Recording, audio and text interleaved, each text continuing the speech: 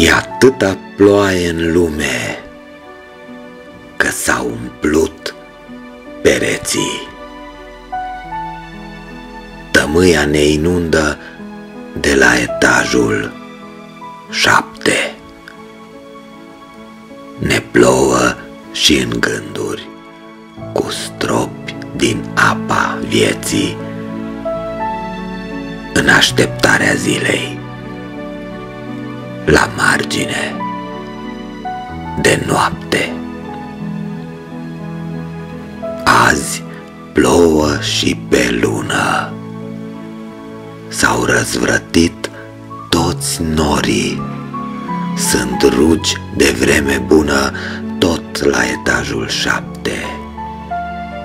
S-a înclinat pământul, s-au rătăcit cocorii și îi auzi cum strigă la margine de noapte.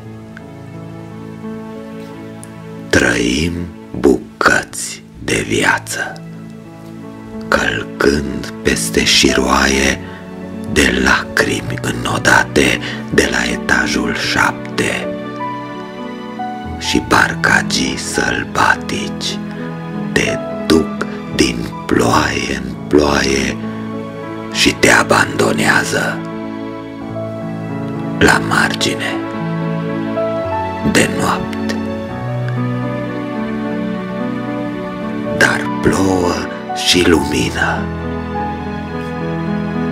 la un final de eră. Sub scribulite streșini se adună nori de șoapte ce își trăiesc destinul și clipa efemeră, urcând din treaptă în treaptă